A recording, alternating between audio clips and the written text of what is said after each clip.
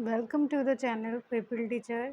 आज की वीडियो होगी हमारी साइकोलॉजी के लिए। तो ये जो साइकोलॉजी के एमसीक्यू होंगे वो आपको बीएड में हेल्प करेंगे।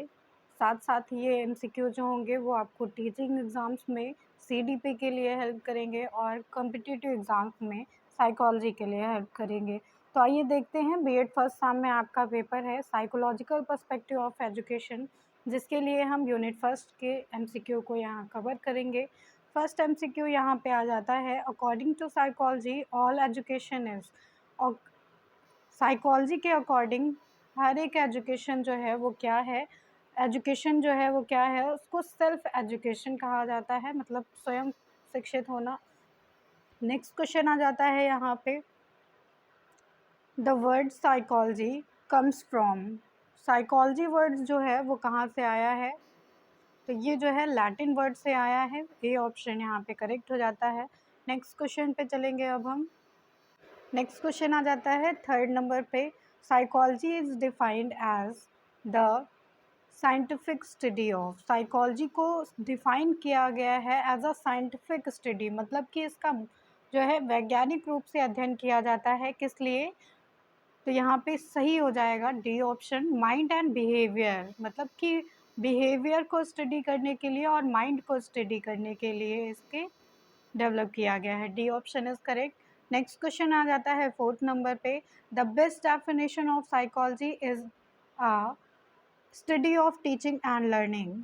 मतलब बेस्ट डेफिनेशन जो दी गई है एजुकेशनल साइकोलॉजी की, उसमें बताया गया है कि एजुकेशनल साइकोलॉजी जो है वो एक तरह से स्टडी है टीचिंग और लर्निंग की। ये किसने कहा है, तो ये यहाँ पे सी ऑप्शन सही हो जाता है, चार्ल्स ई स्किनर के द्वारा दी गई है। स्किनर के द्वारा सी ऑप्शन यहाँ पे करेक्ट हो जाता है। स्किनर साइकोलॉजी के लिए एक इम्पॉर्टेंट नाम है। नेक्स्ट क्वेश्चन पे चलेंगे। नेक्स्ट क्वेश्चन यहाँ पे आ जाता है फिफ्थ नंबर पे, हु शेड दिस। यह किसने कहा है कि the boundaries of educational psychology are unlimited and changing. मतलब जो बाउंड्रीज होती हैं एजुकेशनल साइकोलॉजी की वो अनलिमिटेड हैं। उनका हम ये नहीं कह सकते हैं कि कितनी लिमिट है या कितनी ज़्यादा बाउंड्रीज हैं, और वो चेंजिंग हैं, बदलती रहती हैं। ये डेफिनेशन गेट्स के द्वारा दी गई है। डी ऑप्शन यहाँ पे करेक्ट हो जाता है। नेक्स्ट क्वेश्चन पे आएंगे। क्वेश्चन नंबर 6 है यहाँ पे, educational psychology is the branch of psychology. Educational जो साइकोलॉजी है वो साइकोलॉजी मनोविज्ञान की ही एक शाखा है। Psychology is science. साइकोलॉजी को एक तरह से विज्ञान कहा गया है, साइंस कहा गया है।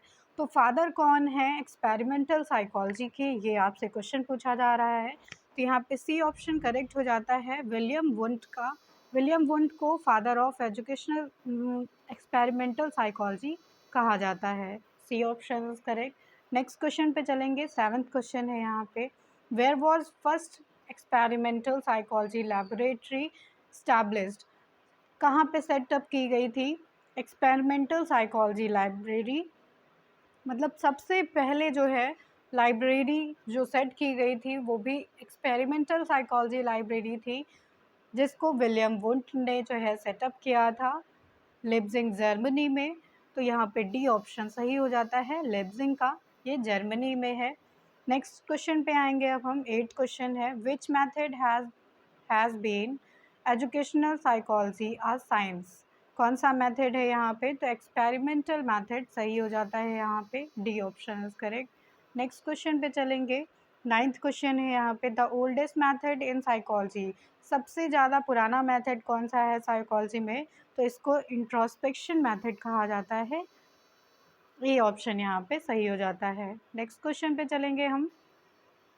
इंट्रोस्पेक्शन क्वेश्चन का मतलब होता है, इंट्रोस्पेक्शन मेथड का मतलब हो जाता है कि खुद को जानना, हम अपने आप को कितने बेहतर तरीके से जानते हैं, ये इंट्रोस्पेक्शन मेथड होता है, जिसको अंतर्दृष्टि सिद्धांत कहा जाता है। नेक्स्ट क्वेश्चन पे चलेंगे अब हम।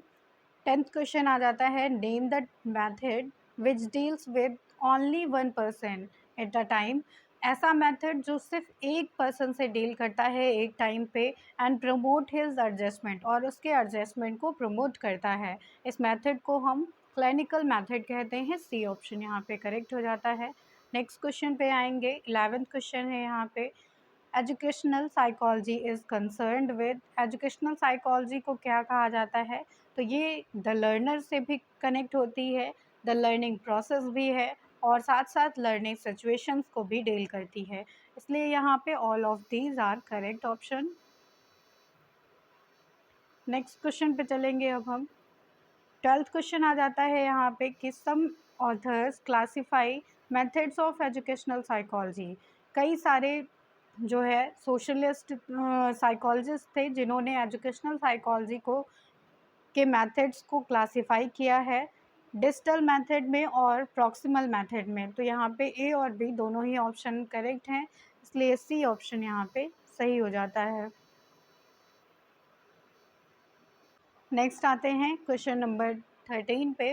विच method of psychology, which method of research contributes most to advancement of the educational psychology as a science. कौन सा मेथड ऐसा है जो मोस्ट जो है अपना कंट्रीब्यूशन देता है कि एजुकेशनल साइकोलॉजी जो है वो साइंस है।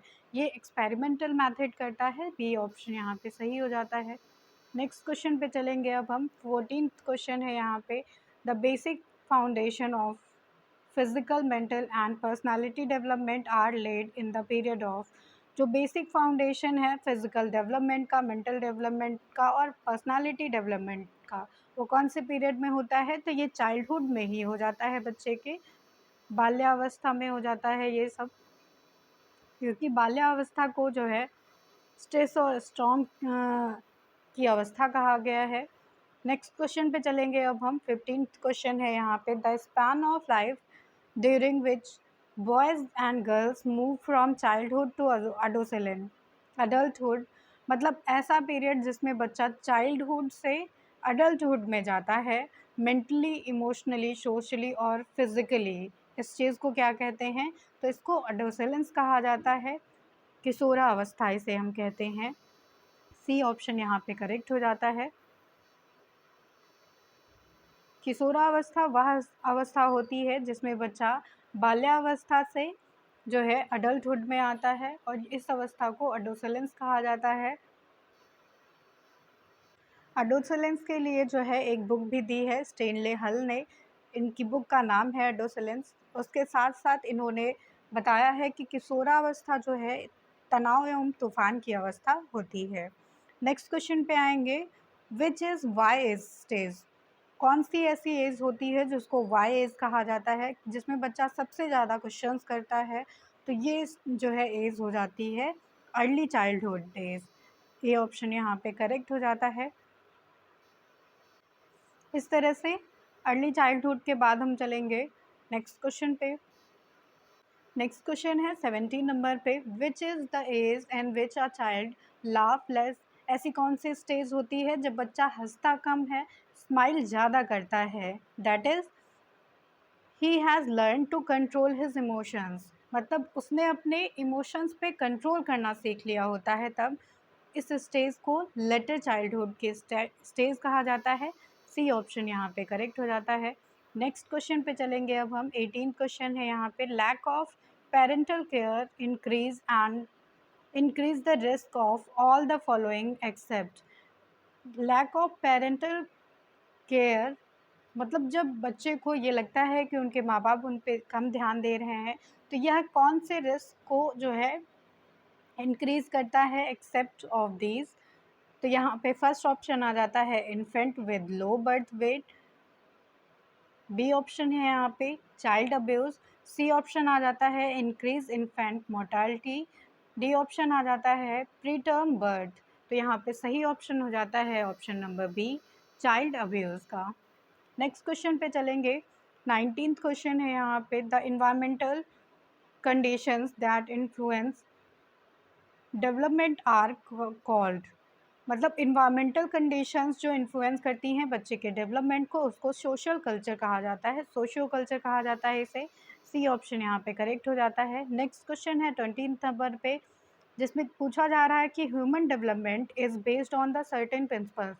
मानव का जो विकास होता है वो कुछ सिद्धांतों पे बेस्ड होता है। विच of the following is not a principle of human development. इनमें से कौन सा ऐसा है जो ह्यूमन डेवलपमेंट का, मानव विकास का सिद्धांत नहीं है।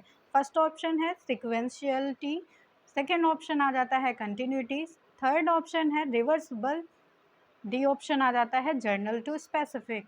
तो यहाँ पे सही ऑप्शन हो जाता है सी ऑप्शन, क्योंकि मानव का जो विकास है वो किसी भी तरीके से रिवर्सिबल नहीं होता है कि एक बार विकास हो गया फिर वो जो है परिवर्तन में चला जाए, पीछे चला जाए, ऐसा कभी नहीं होता है।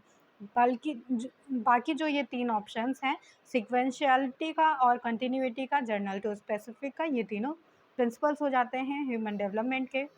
नेक्स्ट क्वेश्चन पे आएंगे, 21 क्वेश्चन है यहाँ पे। It is said that development is never ending process. Development जो है वो नेवर एंडिंग प्रोसेस होता है, कभी भी जो है इसका एंड नहीं होता है। विच of the following defines it. इसमें से कौन सा ऐसा प्रिंसिपल है जो इसे डिफाइन करता है? तो प्रिंसिपल ऑफ कंटिन्यूटी, मतलब लगातार जो है निरंतरता का जो सिद्धांत है वो इसे डिफाइन करता है कि डेवलपमेंट कभी भी एंड नहीं होता है इसका। तो बी ऑप्शन यहाँ पे करेक्ट हो जाता है। नेक्स्ट क्वेश्चन पे चलेंगे हम। 22 क्वेश्चन है यहाँ पे। Physical development is, physical development कौन सा डेवलपमेंट होता है? मतलब शारीरिक जो है विकास होना बच्चे का, वो क्वांटिटेटिव इन नेचर होता है, क्योंकि हम उससे जो है मेज़र कर सकते हैं, उसे माप सकते हैं, इसलिए इसको क्वांटिटेटिव जो है क्वांटिटेटिव इन नेचर कहा जाता है। क्वांटिटेटिव का मतलब ही होता है ऐसी चीज़ जिसे हम किसी न किसी मानक रूप में माप सकें। तो ए ऑप्शन यहाँ पे करेक्ट हो जाता है। नेक्स्ट क्वेश्चन पे चलेंगे। 23 क्वेश्चन है यहाँ पे। Ravi has started walking at the age of 1.5 year. 1.5 year में रवि ने चलना सीख लिया है। This is an example of, ये कौन सा एग्जाम्पल है? तो ये मोटर डेवलपमेंट का एग्जाम्पल हो जाता है, क्योंकि बच्चे ने चलना सीखा है तो उसकी मोटर स्किल्स काम कर रही हैं, इसलिए यहाँ पे डी ऑप्शन सही हो जाता है। नेक्स्ट क्वेश्चन पे आएंगे। 24 क्वेश्चन है यहाँ पे। Which of the following action is done due to maturation. Maturation के अकॉर्डिंग जो है जब बच्चा परिपक्वता पे आता है तब कौन सा एक्शन करता है? तो वो वॉकिंग करना चालू करता है। सी ऑप्शन यहाँ पे सही हो जाता है। नेक्स्ट क्वेश्चन पे आएंगे। 25 क्वेश्चन आ जाता है यहाँ पे कि physical traits such as height. Physical traits जो होते हैं हमारे शारीरिक गुण, जैसे कि हाइट, आई कलर, हमारा बोन स्ट्रक्चर, इन सबको क्या कहा जाता है? तो ये हमारे इनहेरिटेड होते हैं, मतलब जन्मजात रहते हैं ये हमें, इसलिए यहाँ पे बी ऑप्शन करेक्ट हो जाता है। नेक्स्ट क्वेश्चन पे आएंगे अब हम। नेक्स्ट क्वेश्चन आ जाता है 26 नंबर पे। The stage in which child want to master skills. ऐसी स्टेज जिस पे बच्चा चाहता है मास्टर स्किल्स को, बी प्रोडक्टिव होना चाहता है वो, और कंट्रीब्यूट करना चाहता है। तो इस स्टेज को जो है इंडस्ट्री वर्सेस इन्फेरियोरिटी की जो है स्टेज कहा जाता है। इंडस्ट्री वर्सेस इन्फेरियोरिटी की स्टेज होती है ये। एरिक एरिक्सन ने ये सारी स्टेजेस दी हैं साइकोलॉजी में। नेक्स्ट क्वेश्चन पे चलेंगे। 27 क्वेश्चन है यहाँ पे। इनिशिएटिव वर्सेस गिल्ट की जो स्टेज है उसे क्या कहा जाता है? ये कौन सी एज पे आती है? तो ये जो इनिशिएटिव वर्सेस गिल्ट की जो सिचुएशन है वो बच्चे में प्री स्कूल एज में आती है। मतलब अगर अच्छा किया उसने तो उसे जो है इनिशिएटिव मिलता है, अगर ख़राब किया तो वो गिल्ट में चला जाता है, इसलिए ये प्री स्कूल एज की जो है स्टेज होती है। नेक्स्ट क्वेश्चन 28 नंबर पे है यहाँ पे। Dash is not a life long process. Life long process इनमें से कौन सा नहीं है? तो ग्रोथ जो है वो एक लिमिटेड ड्यूरेशन तक ही होती है, इसलिए यहाँ पे ग्रोथ सही ऑप्शन हो जाता है ए। द नेक्स्ट क्वेश्चन आता है 29 नंबर पे। Family plays dash role in our socialization of child. Family जो है वो हमेशा प्राइमरी रहेगी बच्चे के जो है सोशलाइजेशन के लिए, डेवलपमेंट के लिए, तो यहाँ पे बी ऑप्शन करेक्ट हो जाता है, आप प्राइमरी। नेक्स्ट क्वेश्चन है 30 नंबर पे। The limit of growth is fixed. Limit जो होती है ग्रोथ की वो फिक्स्ड रहती है पहले से by internal factors of the organism. जो इंटरनल फैक्टर्स रहते हैं बॉडी में बच्चे के, उसके द्वारा। नेक्स्ट क्वेश्चन 31 है यहाँ पे। By dash we mean physical changes. किसके द्वारा हम बताते हैं कि ये फिजिकल चेंजेस हैं? तो ग्रोथ के द्वारा हम ये बताते हैं। सी ऑप्शन यहाँ पे करेक्ट हो जाता है। नेक्स्ट क्वेश्चन पे चलेंगे। 32 क्वेश्चन है यहाँ पे। In which of the following stage child looks self centred. ऐसी कौन सी स्टेज होती है जब बच्चा सेल्फ सेंटर्ड की तरह बिहेव करता है, अपने को ही केंद्र मानता है, तो ये इन्फेंसी की स्टेज होती है। ए ऑप्शन यहाँ पे करेक्ट हो जाता है। नेक्स्ट क्वेश्चन है 33 नंबर पे, toy age refers to, toys को क्या कहा जाता है? तो ये अर्ली चाइल्डहुड की स्टेज होती है। बी ऑप्शन यहाँ पे करेक्ट हो जाता है। नेक्स्ट क्वेश्चन पे आएंगे, 34 क्वेश्चन आ जाता है यहाँ पे, in the period of infancy emotions are, infancy के स्टेज पे इमोशंस हमारे कैसे रहते हैं? तो वो इंटेंस एंड फ्रिक्वेंट रहते हैं और अनस्टेबल रहते हैं। हमारे इमोशंस जो है इन्फेंसी के स्टेज पे जो है चेंज होते रहते हैं लगातार। और बी ऑप्शन है यहाँ पे कि लाइक एन ओपन बुक, एक ओपन बुक की तरह हमारे इमोशंस होते हैं। नेक्स्ट सी ऑप्शन आ जाता है नीड बेस्ड, तो all of these are correct, इसलिए यहाँ पे डी ऑप्शन करेक्ट हो जाता है। नेक्स्ट क्वेश्चन 35 नंबर पे है, the best place of the social development for uh 12-year-old child is, best place क्या होता है सोशल डेवलपमेंट के लिए 12 साल के बच्चे के लिए? तो ये प्लेग्राउंड रहता है। सी ऑप्शन यहाँ पे करेक्ट हो जाता है। नेक्स्ट क्वेश्चन 36 नंबर पे है, in the beginning of life, life की शुरुआत में ही बच्चा जो होता है, baby is guided by, baby किसके द्वारा गाइड किया जाता है? तो ये इंस्टिंक्ट के द्वारा गाइड किया जाता है, प्रकृति के द्वारा। तो यहाँ पे डी सी ऑप्शन जो है करेक्ट हो जाता है। नेक्स्ट क्वेश्चन पे चलेंगे। नेक्स्ट क्वेश्चन 37 नंबर पे है, in which of the following stage do the children become active member of their peer group, ऐसी कौन सी स्टेज होती है जब बच्चा जो है अपने पेयर ग्रुप में एक एक्टिव मेंबर की तरह बिहेव करता है? तो ये अडोसलेंस की अवस्था होती है, किशोरावस्था जिसको कहा जाता है। डी ऑप्शन यहाँ पे करेक्ट हो जाता है।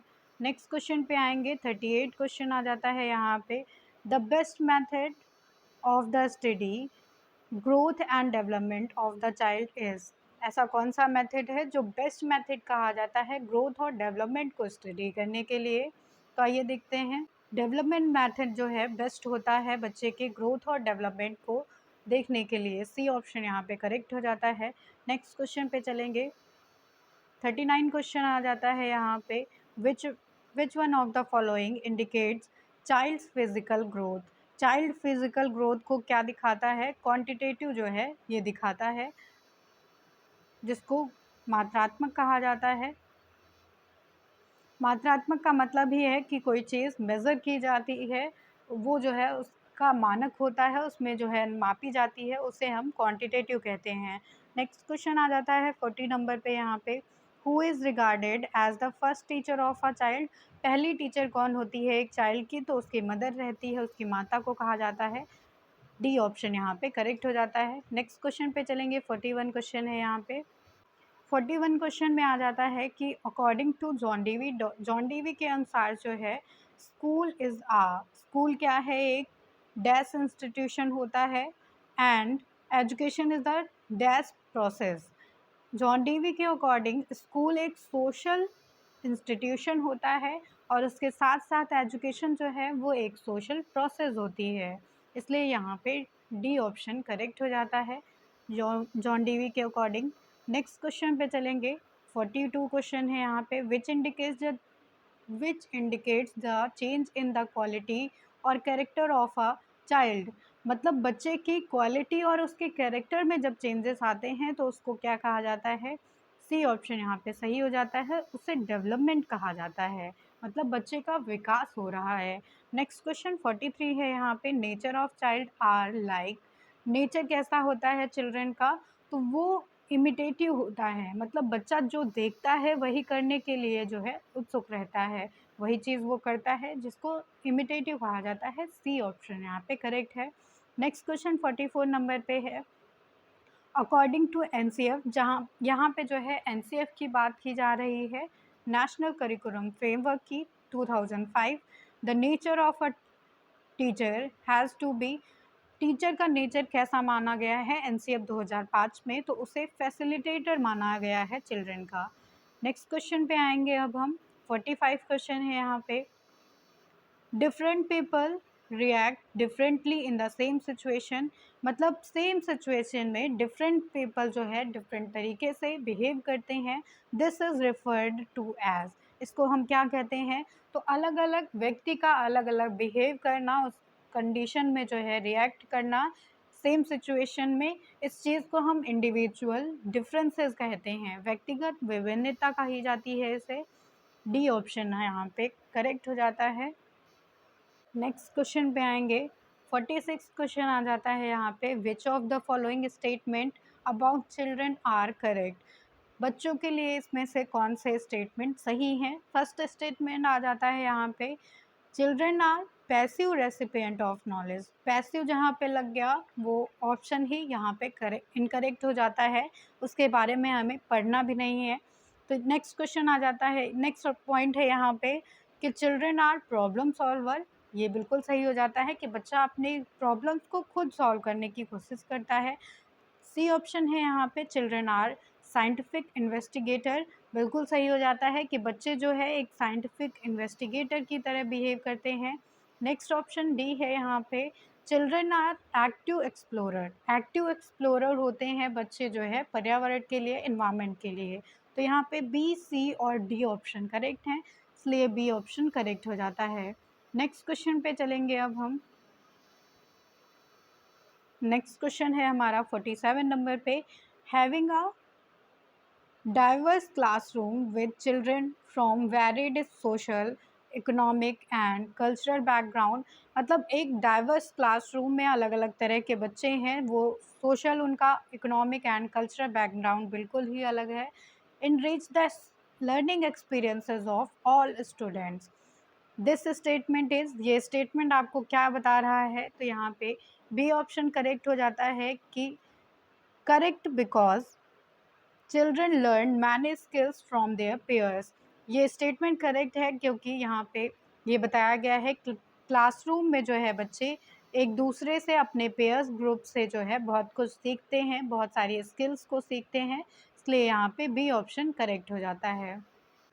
बी ऑप्शन 47 क्वेश्चन के लिए सही है, इसलिए हम नेक्स्ट क्वेश्चन पे चलेंगे 48 क्वेश्चन पे, जिसमें पूछा जा रहा है कि which of the following is the most effective method to encourage conceptual development in student, इसमें से कौन सा ऐसा मेथड है जो इनकरेज करता है कॉन्सेप्चुअल डेवलपमेंट को स्टूडेंट्स में, तो यहाँ पे सी ऑप्शन करेक्ट हो जाता है, गिव स्टूडेंट्स मल्टीपल एग्जाम्पल्स, बच्चे को ज़्यादा से ज़्यादा एग्जाम्पल्स देना, and encourage them to use reasoning, और उसमें बच्चों को जो है इनकरेज करना कि वो रीजनिंग का यूज़ कर सकें, तो यहाँ पे सी ऑप्शन बिल्कुल सही हो जाता है कॉन्सेप्चुअल डेवलपमेंट के लिए बच्चे के।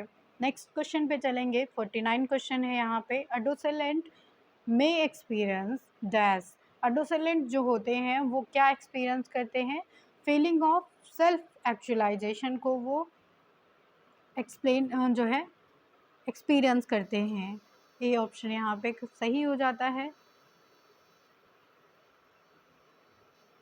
ऑप्शन यहाँ पे करेक्ट है। नेक्स्ट क्वेश्चन पे चलेंगे अब हम, 50 क्वेश्चन है यहाँ पे,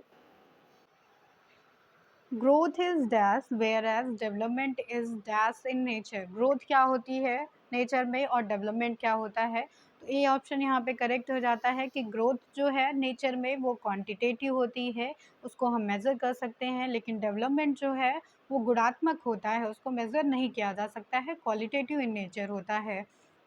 नेक्स्ट क्वेश्चन पे आएंगे अब हम, 51 क्वेश्चन है यहाँ पे, human development has which of the following 4 domains, human development के लिए कौन से 4 डोमेन्स जो है आवश्यक होते हैं, तो यहाँ पे फर्स्ट आ जाता है फिजिकल, सेकेंड है सोशल, थर्ड है कॉग्निटिव एंड फोर्थ आ जाता है इमोशनल, तो ये 4 डोमेन होते हैं ह्यूमन डेवलपमेंट के, D option is correct. Next question पे चलेंगे अब हम,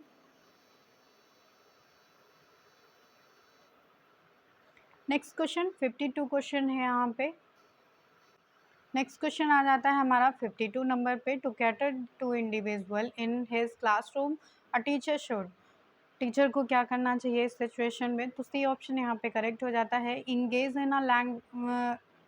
इन a dialogue with student and value their perspectives, increase करना मतलब इंगेज होना चाहिए उसे जो है बच्चों के साथ बातचीत में, और उनके जो है वैल्यूज़ करने चाहिए, उनके पर्सपेक्टिव को, उनकी जो है थिंकिंग को। सी ऑप्शन यहाँ पे करेक्ट है। नेक्स्ट क्वेश्चन पे चलेंगे अब हम।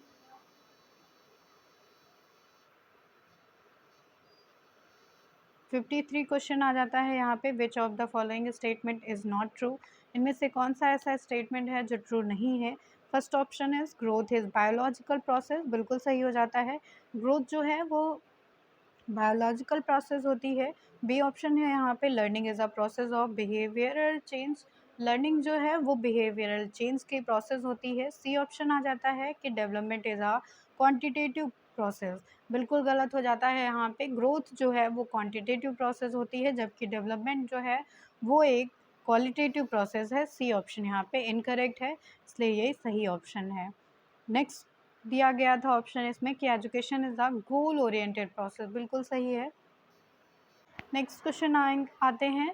54th क्वेश्चन है यहाँ पे, period of later childhood is marked by, period of later childhood जो है उसको मार्क्ड किया जाता है as slow and steady physical growth, इसमें जो है फिजिकल ग्रोथ स्लोली होती है। नेक्स्ट क्वेश्चन आ जाता है 55 नंबर पे, education of a child really begins, education जो है चाइल्ड की कहाँ से शुरुआत होती है इसकी, तो ये वंस ही टेक बर्थ, मतलब जब बच्चे का जन्म होता है वहीं से उसकी शिक्षा प्रारंभ हो जाती है। बी ऑप्शन यहाँ पे करेक्ट है। नेक्स्ट क्वेश्चन पे आएंगे। 56 क्वेश्चन है यहाँ पे, social development of an infant depends on, एक बच्चे का जो है, एक शिशु का जो सोशल डेवलपमेंट है वो कहाँ डिपेंड करता है। फर्स्ट ऑप्शन है his chance of interaction with other, बिल्कुल सही है, वो जितना ज़्यादा दूसरों से अट्रैक्ट होगा, इंटरेक्ट करेगा। नेक्स्ट है love and affection show to child, मतलब बच्चे से जितना प्यार दिखाया जाएगा, दुलार दिखाया जाएगा। सी ऑप्शन है the extent to which he is able to attract the attention of others, मतलब बच्चा जितना दूसरों को अट्रैक्ट करेगा, जितना उसके जो है अटेंशन को सीख करेगा। तो यहाँ पे तीनों ऑप्शन सही हो जाते हैं, इसलिए डी ऑप्शन करेक्ट हो जाता है, all of the above. Next question पे चलेंगे। 57 क्वेश्चन है यहाँ पे, human personality is the result of, 57 question में बताया गया है कि ह्यूमन पर्सनालिटी जो है वो किसका रिज़ल्ट है। तो ये interaction between heredity and environment का जो है वो रिज़ल्ट होती है ह्यूमन पर्सनालिटी, मतलब जब हम हेरिडिटी इनटू इन्वायरमेंट करते हैं तब ह्यूमन पर्सनालिटी हमें रिसीव होती है। नेक्स्ट क्वेश्चन 58 है यहाँ पे, the most intense and crucial socialisation take place during adolescence, adolescence की अवस्था में जो है सबसे ज़्यादा इंटेंस एंड क्रूशियल सोशलाइजेशन होता है बच्चे का। बी ऑप्शन यहाँ पे करेक्ट हो जाता है।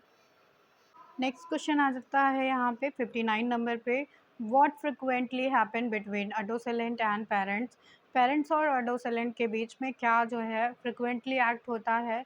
तो they violate one another's expectation, B option यहाँ पे सही हो जाता है कि वो एक दूसरे की एक्सपेक्टेशन को वायोलेट करते हैं।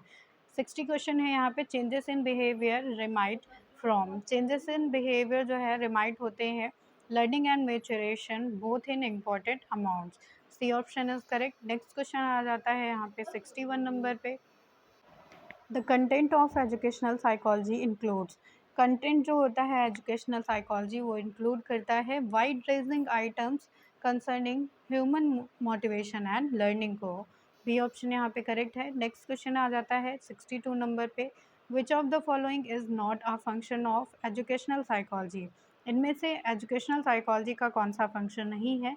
तो फर्स्ट ऑप्शन है यहाँ पे to discover techniques by which by means of which educational goals can be attained effectively, ऐसी टेक्निक्स को जो है डिस्कवर करना जिससे एजुकेशनल गोल्स को अचीव किया जा सके।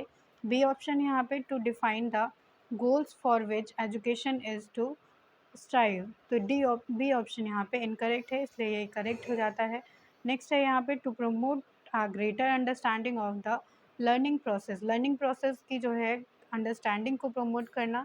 डी ऑप्शन आ जाता है यहाँ पे to promote a greater understanding of the learners की भी अंडरस्टैंडिंग को इसमें प्रमोट किया जाता है। नेक्स्ट क्वेश्चन पे चलेंगे अब हम। 63 क्वेश्चन है यहाँ पे, which of the following is primary concern to educational psychologist. Educational psychologist से प्राइमरी कंसर्न होता है the discovery of the teaching procedure of the maximum effectiveness. D option यहाँ पे करेक्ट हो जाता है। नेक्स्ट क्वेश्चन पे आएंगे, 64 है यहाँ पे। Primary task of the teachers. Primary task क्या होता है टीचर्स का? To stimulate and guide student learning, मतलब बच्चे के जो है स्टिमुलेट करना और उसे गाइड करना अपनी लर्निंग के लिए। बी ऑप्शन यहाँ पे करेक्ट है। नेक्स्ट एंड लास्ट क्वेश्चन पे आएंगे, 65 नंबर पे है। Journal psychology and educational psychology are dissimilar in the educational psychology. तो यहाँ पे डी ऑप्शन करेक्ट हो जाता है। Selects and emphasizes certain data from journal field। D option is correct. तो इस तरह से यहाँ पे यूनिट फर्स्ट के MCQ कंप्लीट होते हैं। Thank you everyone.